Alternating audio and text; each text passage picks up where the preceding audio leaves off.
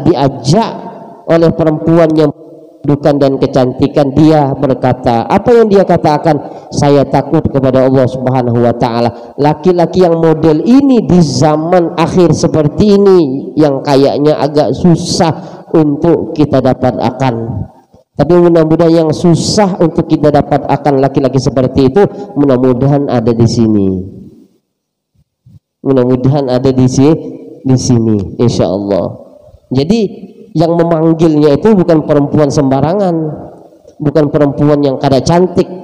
Kalau perempuan yang kada cantik memanggilnya untuk berzina, untuk melakukan sesuatu yang tidak pantas, yang dilarang oleh Allah, lalu dia nolak, itu mah biasa.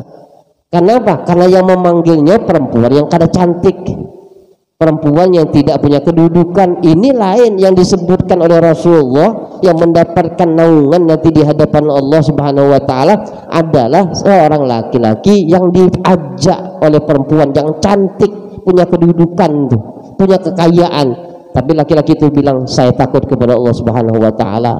Jadi kalau seandainya kita berusaha, dan siapapun yang berusaha untuk tidak melakukan sesuatu yang dilarang oleh Allah, bisa pasti akan mendapatkan kemuliaan dari Allah Subhanahu wa taala. Itu yang perlu kita garis bawahi lah. Siapapun dia orangnya, berusaha untuk tidak melakukan larangan Allah Subhanahu wa taala, Allah akan berikan kepadanya kedudukan, pangkat dan keistimewaan dari Allah Subhanahu wa taala. Dan itu kan pernahlah terjadi, barangkali pernah sudah ulun cerita akan di sini, bagaimana ada seorang pemuda yang berjualan di sekeliling kerajaan. Pada saat itu dilihat oleh seorang putri. Jadi setiap dia berjualan di sekeliling kerajaan, ini putri menatapnya. Nah, ini putri ada ketertarikan kepada pemuda tersebut karena memang pemudanya tampan. Lalu suatu ketika ada kesempatan putri untuk memanggilnya dan memasukkannya ke kamarnya.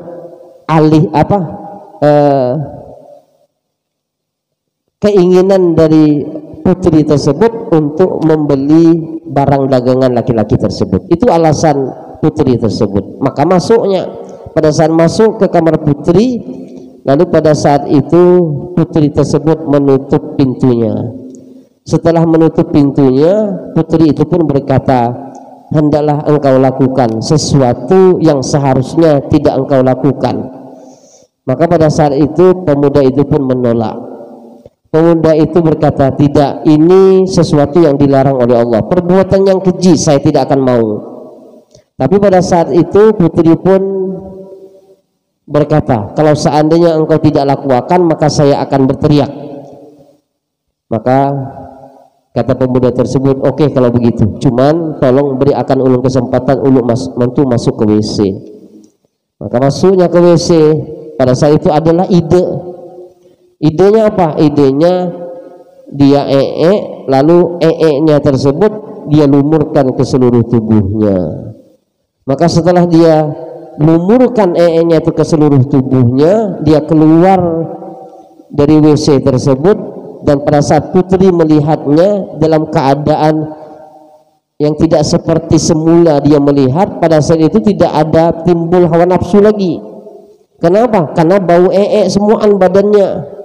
Maka pada saat itu pemuda itu pun diusir, lalu dia keluar, lalu dia bersyukur kepada Allah Subhanahu wa taala karena Allah Subhanahu wa taala telah menjaga dia dari sesuatu yang tidak diperbolehkan untuk dilakukan pada saat itu. Kembali ke rumah, lalu memandi pada saat itu, mencuci badannya, dan setelah dicuci badannya, subhanallah, Allah berikan kemuliaan pada dirinya. Kemuliaan apa?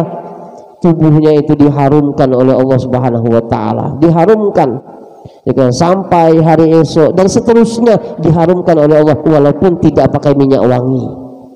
Ini diceritakan oleh Al-Habib Salim bin Abdullah Asy-Syatiri pada saat beliau diundang di Malaysia dan di antara isi salah satu ceramahnya adalah bercerita tentang pemuda tersebut yang berusaha untuk menjaga dirinya dari sesuatu yang tidak diperbolehkan oleh Allah Subhanahu wa taala. Bahkan Rasulullah SAW menjaminlah, kata Rasulullah, kalau kalian bisa menjamin dua hal ini untuk kalian bisa lakukan, ulun jamin bagi kalian surga. Dua saja, dua inilah bisa kita jaga, Rasulullah menjamin kita surga. Apa itu?